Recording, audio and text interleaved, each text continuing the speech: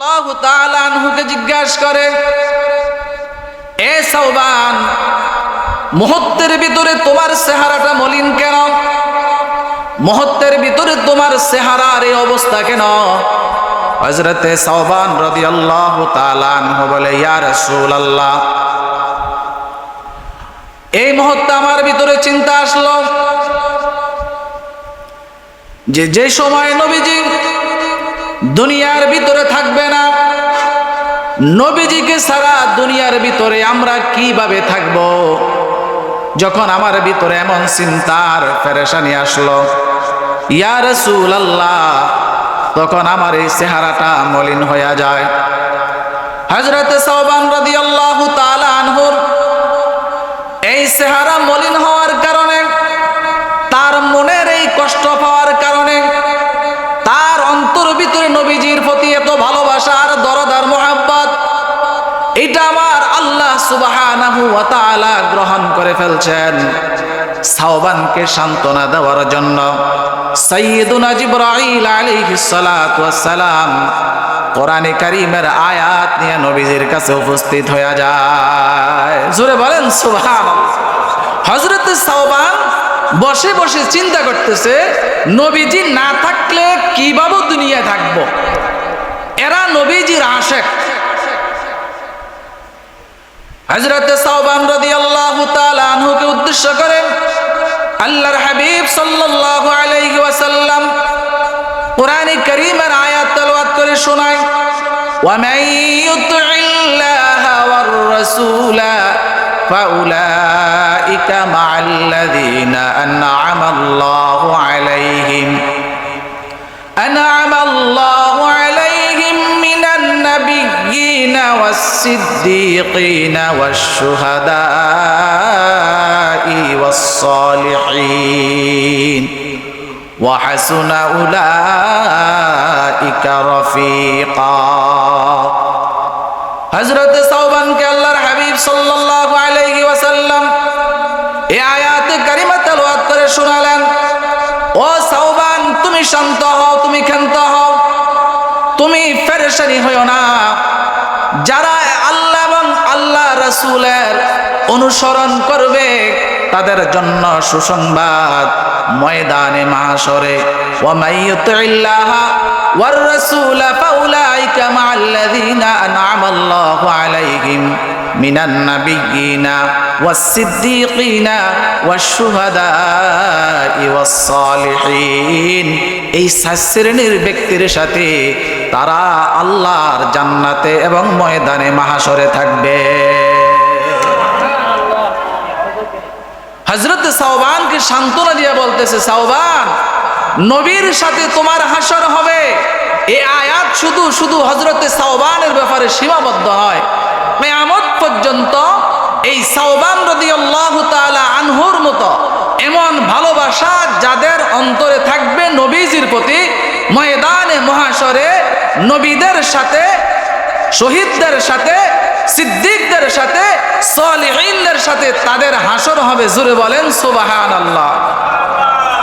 এখন প্রশ্ন, হুজুর, এখন তো নবীও নাই দুনিয়ার ভিতরে, সাহাবীও নাই, তাবিঈন নাই, তাবে তাবিঈন নাই, ইমাম মুজতাহিদিন, খুলাফায়ে রাশিদিন, এরা কেউ দুনিয়ার ভিতরে নাই। তাহলে কিভাবে আমরা নবীকে ভালোবাসবো? কিভাবে আমরা নবীজির আদর্শকে ভালোবাসবো?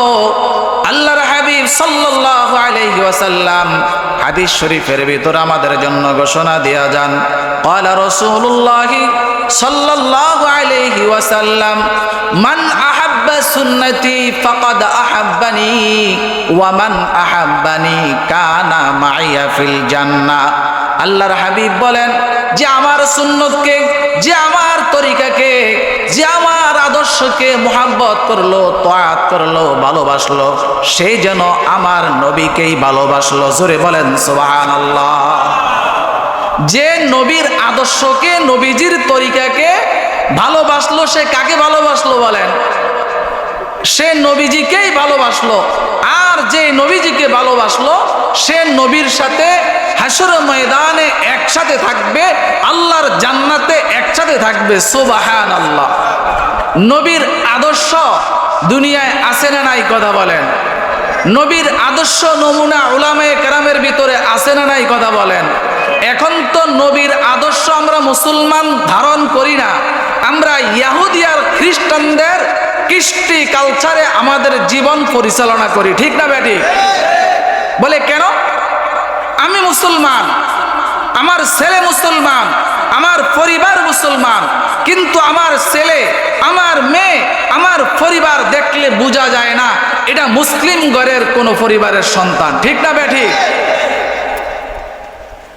এই মুসলমান ঘরের সন্তানের পোশাক আশাক, চলাফেরা, কথাবার্তা, লেনদেন, ব্যবসা বাণিজ্য, উঠা বসা, চাকরি বাকরি যা আছে সব ইহুদি আর খ্রিস্টানদের কৃষ্টি কালচার মতো গ্রহণ করতেছে, ঠিক না বেটি? অথচ আল্লাহ রাব্বুল আলামিন সূরা মাঈদার ভিতরে স্পষ্ট বলেন, ইয়া আইয়ুহাল্লাযীনা আমানু লা তাত্তাখিদুল ইয়াহুদা ওয়ান নাসারা আউলিয়া বা'দুহুম আউলিয়াউ বা'দ ওয়া মান ইয়াতাওয়াল্লাহুম মিনকুম ফাইন্নাহু মিনহুম ইন্নাল্লাহা লা ইয়াহদিল কওমাজ যালিমিন। আল্লাহ সুবহানাহু ওয়া তাআলা দুনিয়ার সমস্ত ঈমানদারদেরকে লক্ষ্য করে বলেন, ইয়া আইয়ুহাল্লাযীনা আমানু লা তাত্তাখিদুল ইয়াহুদা ওয়ান নাসারা আউলিয়া। ও ঈমানদারেরা, খবরদার ইহুদি খ্রিস্টানদেরকে তোমরা বন্ধুরূপে গ্রহণ করো না। বা'দুহুম আউলিয়াউ বা'দ, এরা একে অপরের বন্ধু। জোরে জোরে বলেন ঠিক কিনা?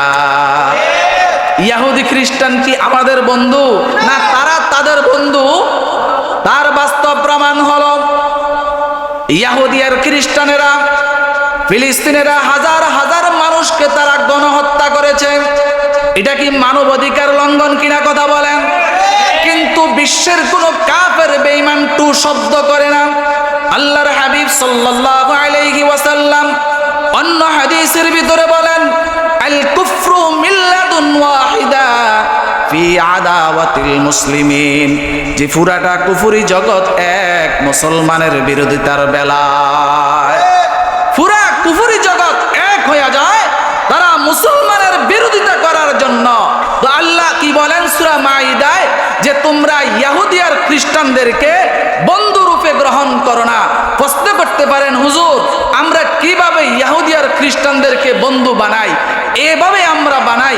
দেখেন আল্লাহ কোরআন কারীমে সূরা বাকারার ভিতরে বলেন, সিবগাতাল্লাহি ওয়া মান আহসানু মিনাল্লাহি সিবগা ওয়া নাহনু লাহু আবিদুন। এ দুনিয়ার মুসলমান, তোমরা দ্বীনের রং গ্রহণ করো, তোমরা দ্বীনের রং গ্রহণ করো। তুমি মুসলমান, তোমাকে দেখলে যেন মনে হয় তুমি মুসলমান, তোমার মাথায় যেন বোঝা যায় তুমি মুসলমান, চুলের কাটিংয়ে যেন বোঝা যায় তুমি মুসলমান, তোমার চেহারা দেখলে যেন মনে হয় তুমি মুসলমান, তোমার পোশাক দেখলে যেন মনে হয় মুসলমান, তোমার ভিতরে দ্বীনের রং থাকবে। দুঃখের বিষয় হলো মুসলিম সন্তানেরা চুল কাটতে গেলে ইহুদি আর খ্রিস্টানদেরকে ফলো করে, ঠিক না বেঠি?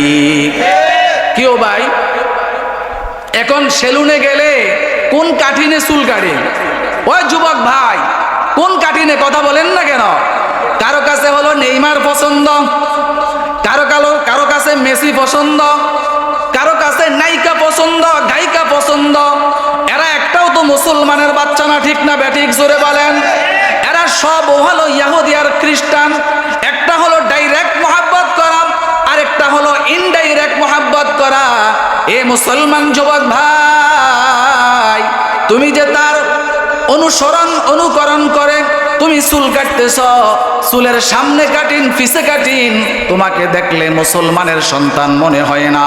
তোমাকে দেখলে তুমি যে মুসলমানের ঘরে জন্মগ্রহণ করছ, তোমার মা মুসলমান, বাবা মুসলমান, তোমার দাদা মুসলমান, দাদি মুসলমান, তোমার নানা মুসলমান, নানি মুসলমান, তোমার আত্মীয় স্বজন সব মুসলমান।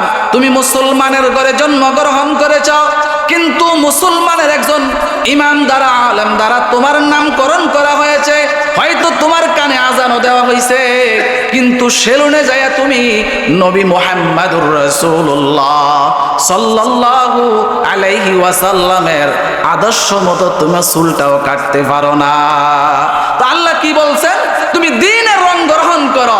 এখন চুল কাটার ভিতরে দ্বীনের রং নাই, ইহুদি আর খ্রিস্টানের রং। ঠিক না বেঠিক? জোরে বলেন। আল্লাহ বলে সিবগাতাল্লাহি ওয়া মান আহসানু মিনাল্লাহি সিবগা, দ্বীনের রং গ্রহণ করো। এখন ফ্যান আর শার্ট দেখলে এটা কি মুসলমানের ঘরের সন্তান, না এটা হরে কৃষ্ণ হরে রাম বলনেওয়ালা সন্তান? বোঝা যায় না। ঠিক না বেঠিক? জোরে বলেন। বলে হুজুর কি? আমি সংক্ষেপ বলছি, হুজুর আছে সামনে। এখন রাস্তা দিয়া বিকাল বেড়ায়, বিকাল বেলায় যুবক হাঁটে, কি পয়রা কথা বলেন? আরে কি ফ্যান? Short fan. আচ্ছা বলেন তো, পুরুষের দায়মি ফরজ আছে না নাই? নাভির উপর থেকে হাঁটুর নিচ পর্যন্ত ঢেকে রাখা কি এটা ফরজ? ফরজে আইন, বাধ্যতামূলক করতেই হবে। ঠিক না বেঠিক? এখন তার নায়ক, তার যে আইডল ইহুদি আর খ্রিস্টান, সে দেখছে সিরা ফ্যান পরে, বাজারে যাইয়া সিরা ফ্যান তালাশ করে, সে না মুসলমানের সন্তান? ঠিক না বেঠিক? এই ফ্যান কেনার জন্য টাকা দেয় কে? আমি পিতা হিসাবে আমার সন্তানকে আমি কোনোদিন জিজ্ঞাসা করি না, বাবা এই যে টাকা দিলাম সিরা ফ্যান কেন কিনলা? এ হাঁটুর এদিক দিয়ে দেখা যায়, মাজার এদিক দিয়ে দেখা যায়। ঠিক না বেঠিক? জোরে বলেন।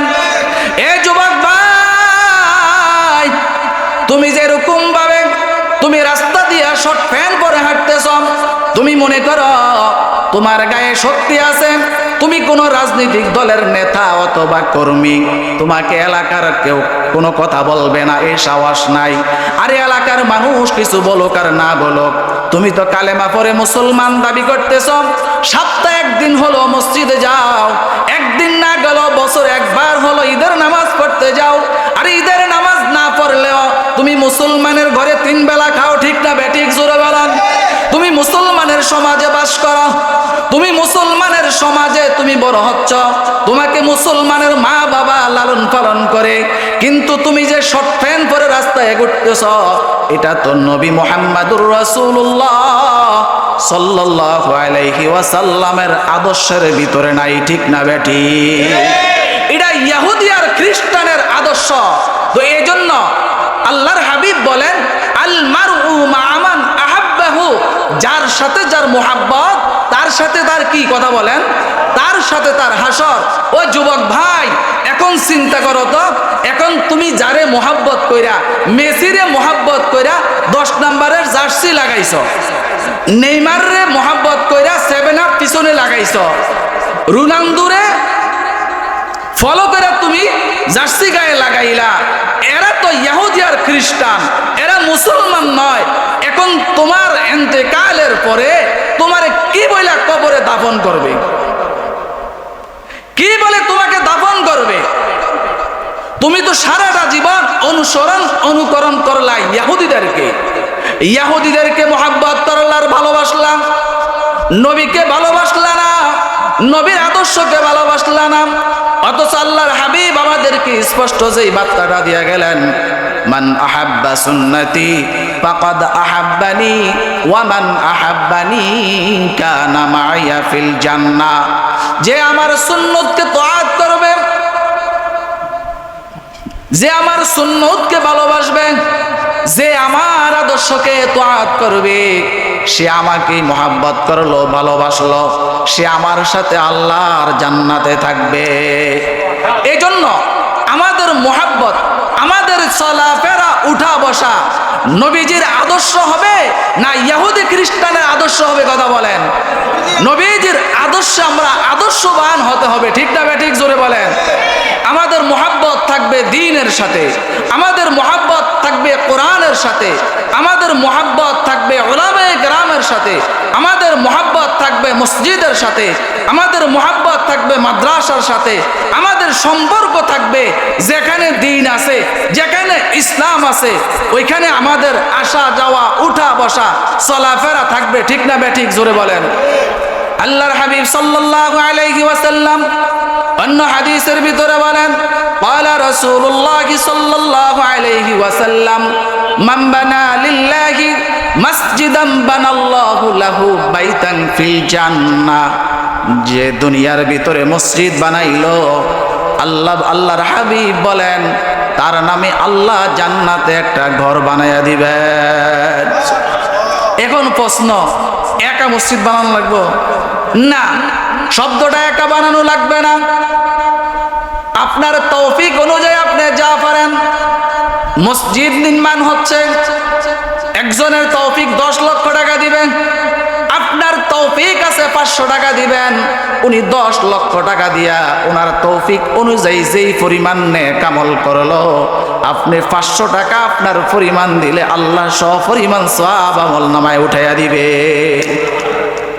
আল্লাহ সূরা মুনাফিকুর ভিতরে বলেন ওয়ানফিকু মিম্মা রাযাকনাকুম মিন ক্বাবলি আন ইয়াতিয়া আহাদাকুমুল মাউত ফায়াকুল রাব্বি লাউলা আখরতানি ইলা আজালিন করিব ফাআসাদদাক ওয়া আকুম মিনাস সালিহিন। আল্লাহ পাক রব্বুল আলামিন বলেন ওয়ানফিকু মিম্মা রাযাকনাকুম মিন ক্বাবলি আন ইয়াতিয়া আহাদাকুমুল মাউত। আল্লাহ বলে আমি তোমাদেরকে যে রিজিক দিয়েছি ওখান থেকে মৃত্যু আসার পূর্বে তোমরা দ্বীনের রাস্তায় দান করে যাও। যখন মৃত্যু চলে আসবে তখন দুনিয়ার মানুষগুলো বলবে ফায়াকুল রাব্বি লাউলা আখরতানি ইলা আজালিন করিব, ও আমার রব আমাদেরকে আর কিছুদিনের জন্য কিছু সময় দাও, কিছু অবকাশ দাও। ফায়াকুল রাব্বি লাউলা আখরতানি ইলা আজালিন করিব ফাআসাদদাক ওয়া আকুম মিনাস সালিহিন। ওগো আল্লাহ কিছু সময় দিয়া দাও, অবকাশ দাও, যেন দান করে আমরা সলিহিনদের অন্তর্ভুক্ত হয়ে আসতে পারি। কিন্তু দুনিয়া এমন নিষ্ঠুর, যার সাথে মালাকুল মউত আজরাইল অথবা মালাকুল মউতের ফেরেশতা যার সাথে একবার সাক্ষাৎ হয়ে যায় তাকে আর দ্বিতীয়বার দুনিয়ায় অবকাশ দেওয়া হয় না। ঠিক না ঠিক? জোরে বলে। তাহলে সূরা মুনাফিকুন আল্লাহ কি বলছেন? মৃত্যু আসার পূর্বে আমি আল্লাহ তোমাদেরকে যে রিজিক দিয়েছি ওই রিজিক থেকে তোমরা কি করো? দ্বীনের রাস্তায় দান করো। কি আসার পূর্বে কথা বলেন? মৃত্যু আসার পূর্বে। এখন কার মৃত্যু কয় বছর পরে আসবে? এখানে কি 2-1 জন আছেন যে হুজুর 1 বছর পরে আমার মৃত্যু হবে, 1 মাস পরে? আল্লাহ কয় না, দুনিয়ার সব জ্ঞান আমি দুনিয়ার মানুষকে দান করছি, নবীদেরকে দান করছি। 5টা জ্ঞান দুনিয়ার কোন মানুষকে আমি আল্লাহ দান করি না। ইন্নাল্লাহা ইনদাহু ইলমুস সাআহ ওয়া ইউনাজ্জিলুল গায়থ ওয়া ইয়া'লামু মা ফিল আরহাম ওয়া মা তাদরি নাফসুম মাযা তাকসিবু গাদা ওয়া মা তাদরি নাফসুম বিআইয়ি আরদিন তামুত। আল্লাহ বলে এই 5টা জ্ঞান, 5টা বিষয়ের জ্ঞান কোন নবী রাসূলকে আল্লাহ দান করে নাই। জোরে বলেন না সুবহানাল্লাহ। 1 নাম্বার বলো কি বলেন? মৃত্যু। কার কোন দিন মৃত্যু হবে, কোন জায়গায় হবে, কোন অবস্থায় হবে দুনিয়ার মানুষ জানেনি? কথা বলেন, জানে না। গত বছর তো এই মাহফিলে আসছি, অনেকেই ছিল আজকে দুনিয়ায় নাই। আমার কিছু মোহাব্বতের মানুষ আজকে এখানে নাই, এই পাশেই কবরস্থানে অথবা অন্য কবরস্থানে। ঠিক না বেঠিক? জোরে বলেন। আজকে যে আমরা এখানে আসি, আগামী বছর মাহফিলে থাকবো গ্যারান্টি আসেনি। আগামীকালকে ফজর নামাজ পড়তে পারবো গ্যারান্টি আসেনি। তাহলে মৃত্যু কার কোন সময় আসবে এটা আল্লাহ দুনিয়ার কাউকে জানায় না। ঠিক না বেঠিক? জোরে বলেন। সময় থাকলে বিস্তারিত বলতাম, সময় নাই। যদি আল্লাহ সুযোগ দেয় বলবো ইনশাআল্লাহ। তো তাহলে আল্লাহ বলছে রিজিক যে আমি দিছি। আল্লাহ কি বলছে? আমি যে রিজিক দিছি এই রিজিক থেকে মৃত্যু আসার পূর্বে কি করো? দান করে যাও। তাহলে মৃত্যু এটা 1 সেকেন্ড পরে এখন আসতে পারে, 1 সেকেন্ড পরেও হইতে পারে, আগামীকালকেও হইতে পারে, আগামী মাহফিলের আগে হয়ে যেতে পারে। ঠিক না বেঠিক? তাহলে ধরেন এটা মনে করি এই মাহফিল আমাদের জন্য হায়াতের শেষ মাহফিল।